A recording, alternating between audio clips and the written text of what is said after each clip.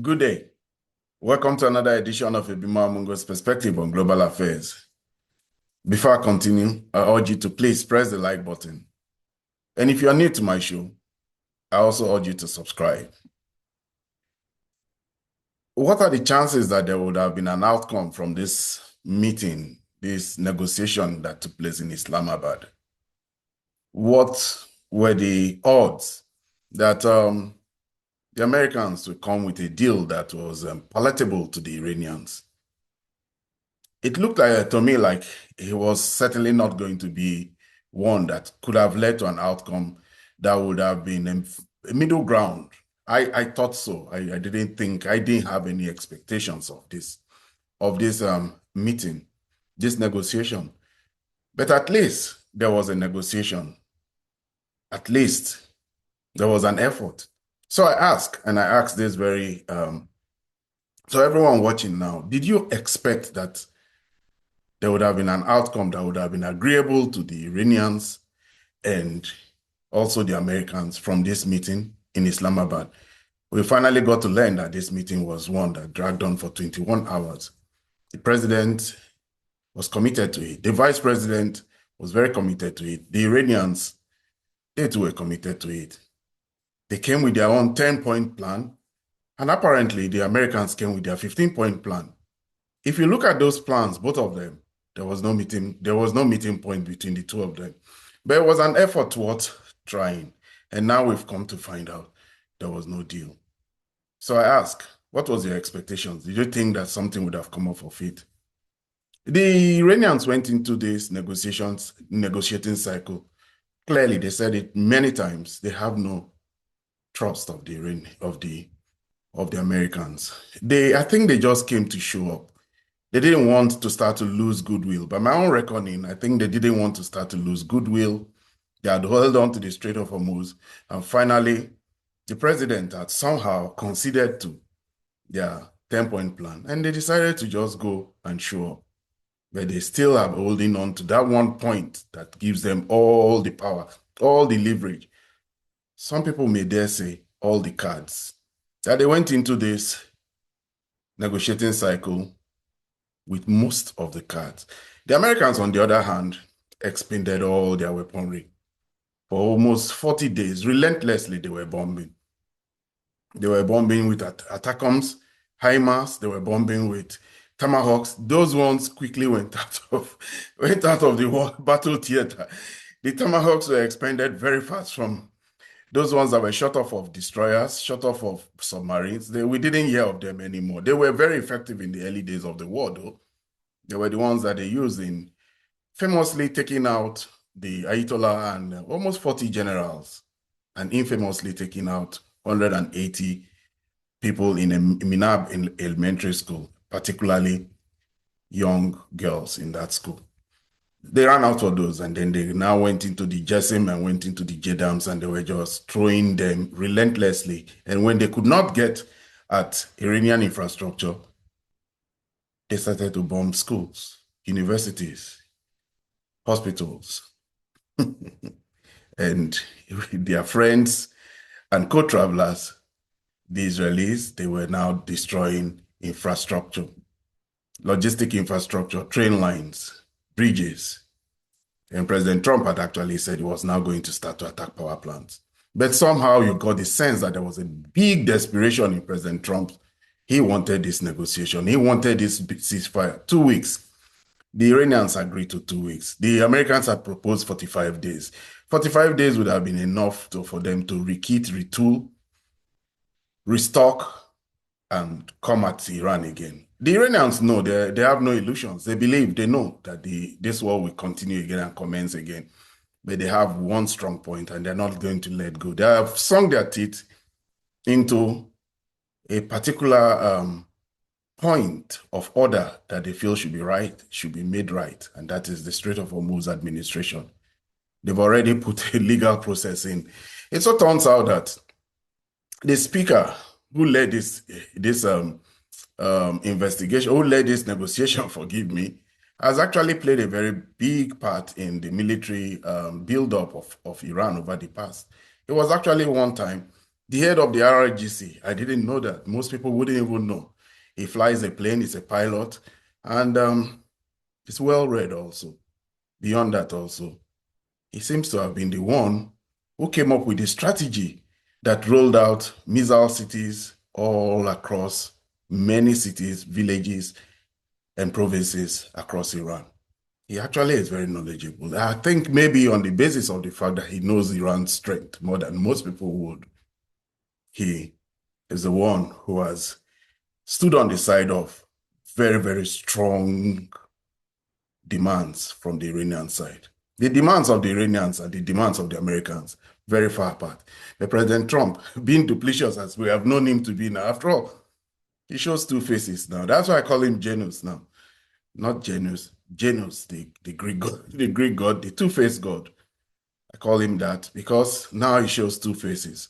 In his desperation, he agreed. He even said the 12-point plan was a working basis. He included the fact that he agreed to the fact that Lebanon should see peace.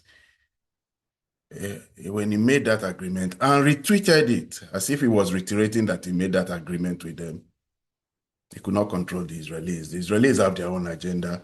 They have made him come into this war, and they are not going to let him leave the war.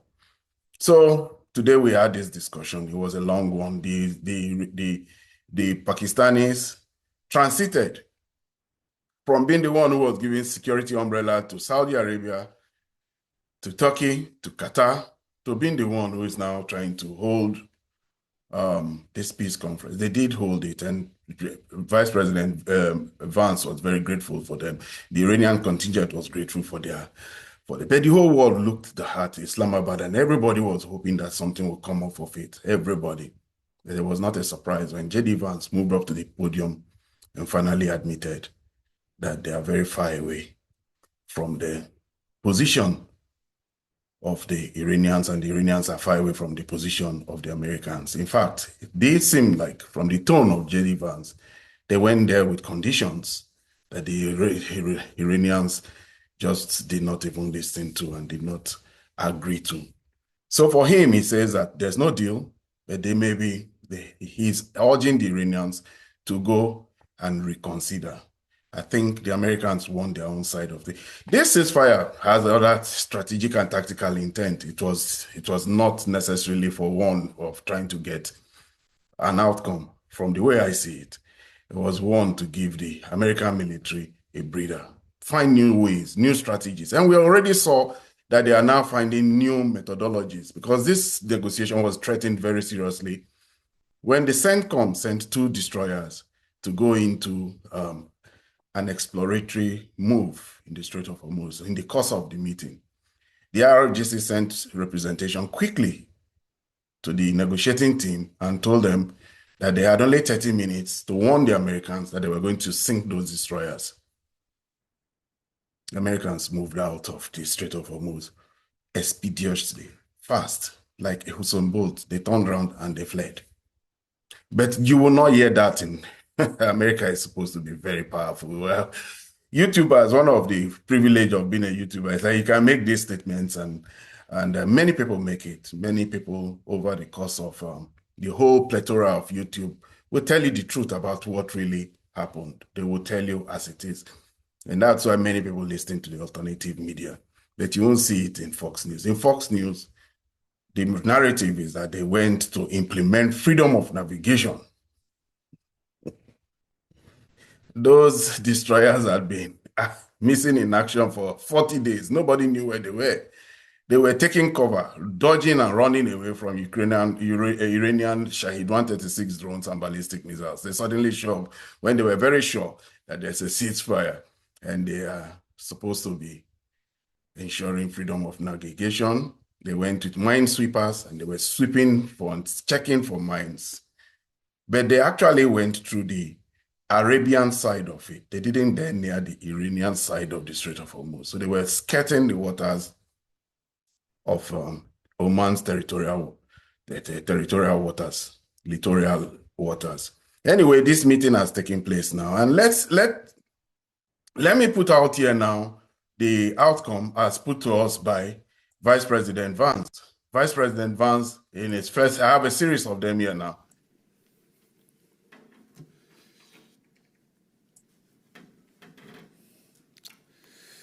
Well, good morning, everybody.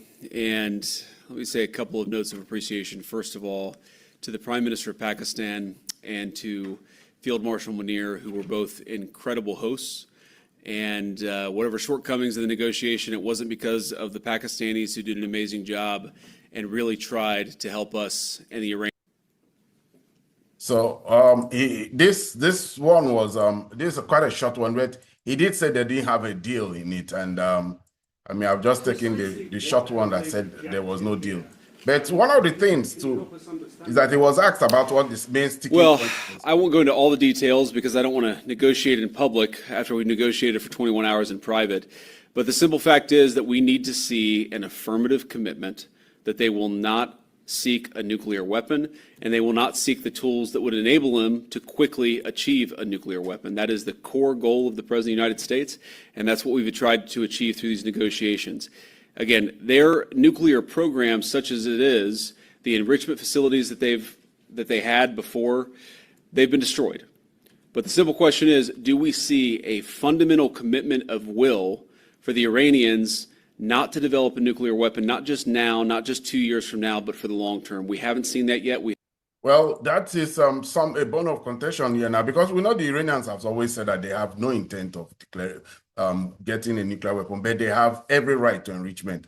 They have said that they will never give up their right to enrichment. It's right. It is the cause of so many problems they've had with the Americans. It is the one thing that Benjamin Netanyahu wants, that they should be, all their enrichment facilities should be taken out of Iran, but they have said they have that right and they will stick on to it. That is the sticking point by many ways. And he did tell us here now that President Trump was watching this event very closely. He followed him up. He was calling and they were briefing the American Yeah, obviously we were talking to the president consistently. I don't know how many times we talked to him, a half dozen times, a dozen times over the past 21 hours. We obviously also talked to Admiral Cooper, to Pete, to Marco, to the entire national security team. We talked to Scott Bessent a number of times. So look, we were constantly in communication with the team because we were negotiating in good faith. And we leave here with a very simple proposal, a method of understanding that is our final and best offer. We'll see if the Iranians accept it. Thank you. Well, so there was no deal, and the Iranians said that the Iranians actually feel that the Americans didn't come there for a deal. From listening to the positions of the Iranians, Shahid Marandi, who was part of this contingent, was already saying that they came with very maximalist positions. Apparently, the Americans came there. They made the Iranians believe that they were coming there to discuss the 10-point agenda, but they came there only for one thing, to discuss the 15-point plan of President Trump. Well, the Iranians have said that right before J.D. Vance stepped onto the mic, Iranian dropped a straight-up defiant bomb. Diplomacy is a continuation of our sacred struggle. We will not forget nor forgive the heinous crimes of the U.S. and the Zionist regime. That's all you need to know about their mood. So they actually was saying that to a large extent, we got to understand that there was the Iranians were insisting that the war in Lebanon against the one Israel is carrying on now against Lebanon should stop before the negotiations continue. J.D. Vance kept insisting that that was not part of the file. He kept saying that they should continue to focus on the main cogent points of concern of the Americans: no nuclear bomb, no nuclear weapons. I think the main discussion weren't even about the Strait of Hormuz. For the Strait of Hormuz, when J.D. Vance was asked about the Strait of Hormuz, he quietly walked away. It's not within their ability to control. Well, the U.S. Iran talks, according to Press TV, said talks in Islamabad had ended with excessive demand, and that this prevented a framework from being reached. So the Americans came there with their own demands. This is deceit already, because the tweet that President Trump had sent out clearly said that it was the 10-point plan of the Iranians. The Iranians were hopeful. They said they were not very looking forward to all of it being accepted. They distilled it to 4 points that they would live with, and those were that they will control the Strait of Hormuz. They must have a right to enrichment, and that the ceasefire should go on to all the territories like Gaza and Lebanon. And then so they put out their own points there. but none of it apparently was discussed. Maybe they were discussed because there was quite a lot of things. Today now we got to learn that Gulibaf, the leader of that particular team, is actually very deeply embedded in the security architecture of Iran, and he will know, and he will be the one who possibly is among the RGC members now that are very maximalist in their way of thinking. So the person who made Iran's missile program grow to the point where it is today is Dr. Gulibaf. Back when he was commander, he made sure that the foundation was laid so that today we have a missile base in every city, every county, and every province. So this is the late RIGC commander Hejedize who was saying it. So let's listen on to him. اگر امروز موشکی به اینجا رسیده کسای زیادی زحمت کشیدن تلاش کردن نماد اونها شهید تهرانی مقدمه ولی من امروز باید این رو عرض بکنم که کسی که باعث شد موشکی تا این حد گسترش پیدا بکنه و نام اون هیچ جا برده نشد و همچنان گمنامه و امروز با آزادی عمل ما دیگه میتونیم اون رو مطرح بکنیم آقای دکتر قالیبافه دوره‌ای که ایشون فرمانده ما بودن باعث شدن که بنیانی گذاشته بشه تا امروز در هر شهر و شهرستان و استان یک پایگاه داشته باشه. So Golibaf now is very much one of the people who designed the new method. We saw how the response of the Iranians to the martyrdom of the Ayatollah was very swift. They shot out almost 350 ballistic missiles on that day, and those ballistic missiles rained down on Israel from every single part of Iran. Well, today we got a report from CENTCOM. CENTCOM said that the U.S. Central Command forces began setting conditions for clearing mines in the Strait of Hormuz on April 11th, as two U.S. Navy-guided missile destroyers conducted operations. USS Frank Peterson and the USS Michael Murphy transited through the Strait of Hormuz and operated in the Arabian Gulf as part of the broader mission to ensure that the strait is fully clear of sea mines previously laid by Iran's Islamic Revolutionary Guard and Corps. Today, we began process of establishing new passage, and we will share this safe pathway with the maritime industry soon to encourage the free flow of commerce, Admiral Cooper was. The Strait of Hormuz is an international sea passage and essential for trade corridor to support global and regional economic prosperity. Additional U.S. forces, including underwater drones, will join to clear the effort. Well, that won't be happening. I can tell you that. The Iranians have been very swift and they send that warning. One of the things too they did is that they made sure, we may have heard of how the Iranian ships have been destroyed, but the Iranian speedboats, millions and thousands of them are still ensconced in all of the mountains there. And they showed up and started moving around the Strait of Hormuz. Some of the ships that were sailing through saw them and they know what they can do. These ships are the ones by which they can easily lay mines anywhere. They don't need those big destroyers that have been sunk down by the Americans. So those are the attributes, those are the ships that CENTCOM always says they've sunk down. Today, though, at least 16 ships crossed the Strait of Hormuz on Saturday, marking the highest traffic rate since the start of the truce. All of them, I should add, passed through the new corridor that has been designed and formulated by the Iranians. No one went through the Arabian Sea there because they don't know if there are mines there. While all of this was going on, President Trump went to a very big event to feel the energy, to feel where he had always been loved. That is UFC tournaments. I follow UFC, I watch UFC fights, and President Trump has always been a big supporter of the UFC, and the UFC supporters love him a lot. But today, unfortunately, there was a major shift. President Trump was booed in a UFC event. Intensify its operation in the coming days. A lot of people doubt if President Trump has any clout on Benjamin Netanyahu. Many people do feel that to a large extent, the Americans voted in Prime Minister Benjamin Netanyahu unknowingly to them as the president of America rather than President Trump. It's the reality now that is being discussed because of the bridle hold that the Israeli lobby and Benjamin Netanyahu has on President Trump. Many would have thought that hold had been shaking loose after the June 12th war, the 12-day war, but it seemed like because of he has gone into this project now, we now know who really is pushing the agenda for all the things happening in the Middle East now.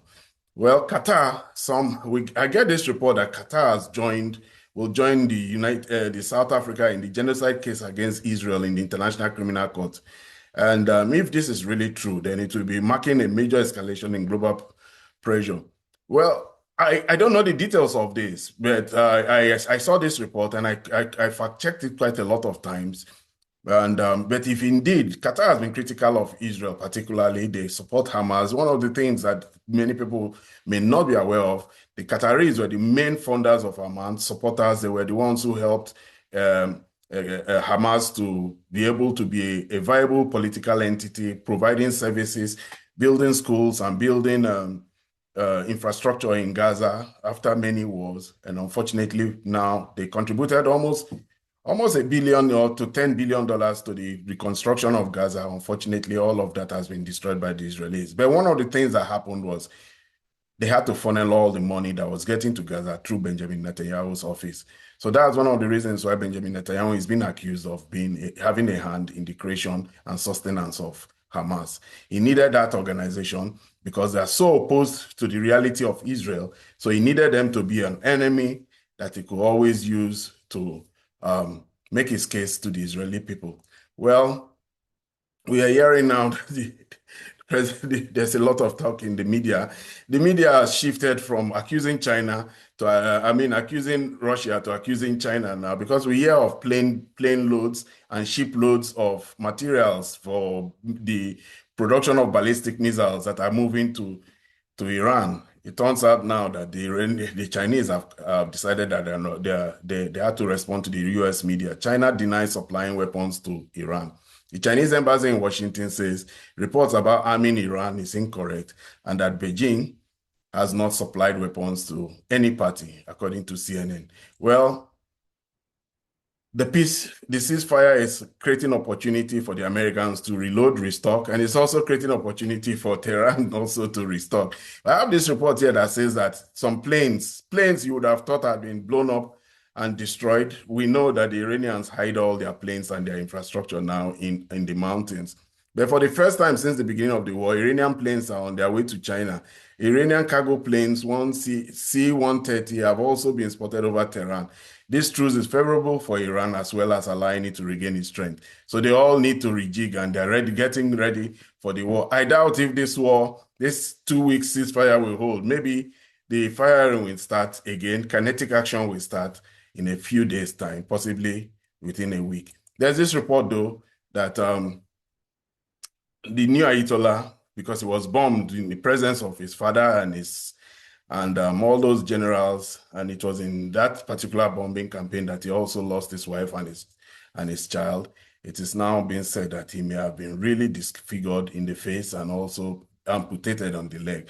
Supreme leader is running a country at war from a hospital bed with a disfigured face and a missing leg. Reuters published the most detailed account of Mujtaba Khomeini's condition.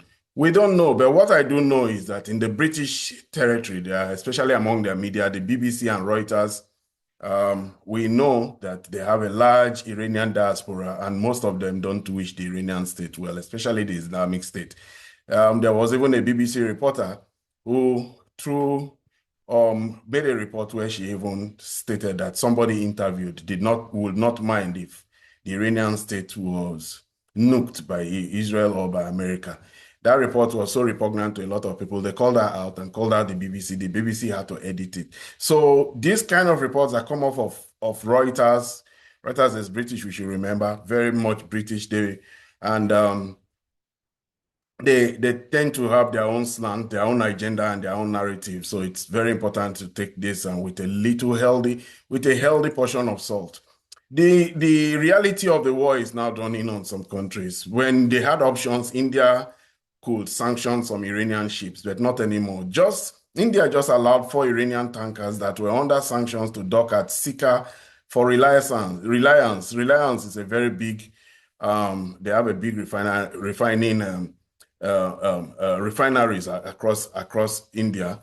These ships are old, more than 20 years old, and usually will not be allowed. This is unusual because India has avoided Iranian oil since 2019 due to US sanctions.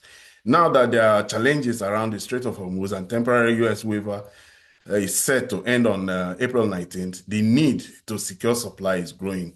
The fact that each of these tankers can hold millions of barrels shows the serious demand. So India is facing a new reality now. They have to just accept anything they see. The ships may be old, but the ships are bringing in oil, and they need this oil. Oil is very expensive now, and they can't have enough. India is particularly hit. In the other side of the world, the other ally of India and the other ally of the world, which let me say of the Eastern world now, because all of them need oil, and that's Russia. Today is Orthodox Sunday, Orthodox Easter, and the Russians had President Putin went to church.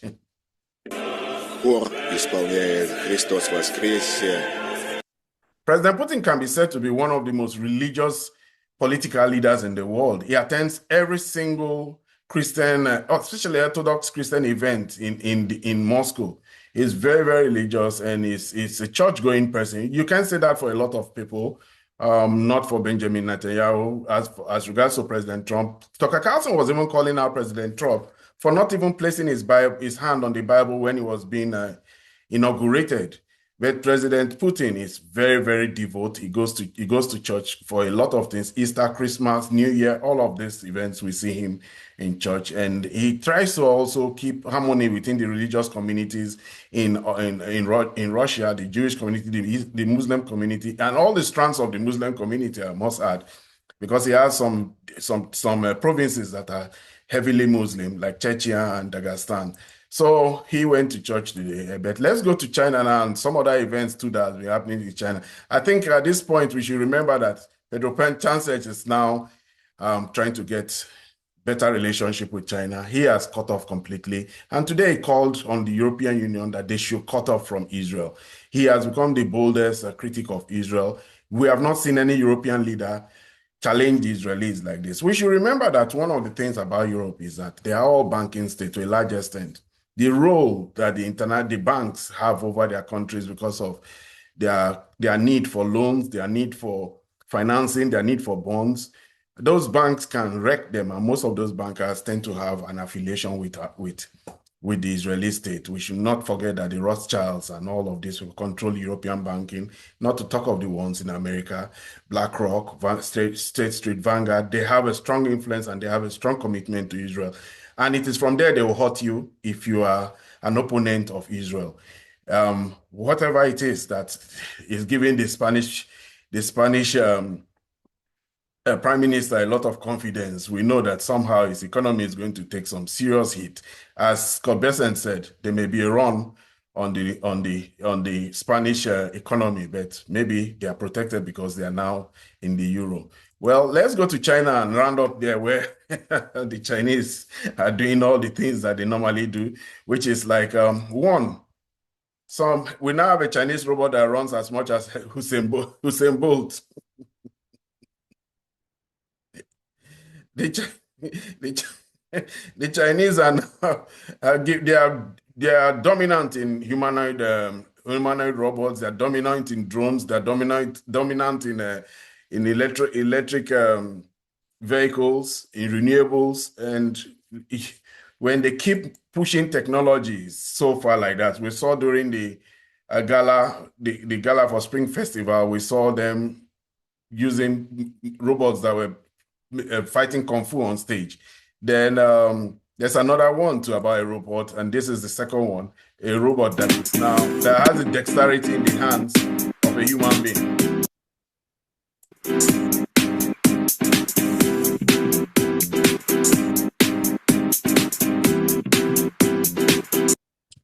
It strengthens the talk we keep saying about innovation now very much being in the domain of China. They are innovating in so many categories of human endeavor. And many people who may not know, but it is even in construction. They build bridges at a level that is very astounding.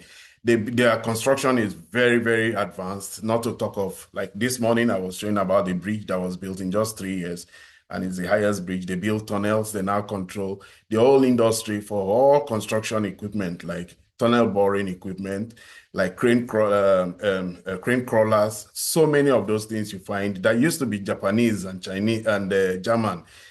The Chinese have commoditized them now, and they own those industries completely. If we have 1 or 2 minutes, we can just check through the X review, and let's see what we have here now.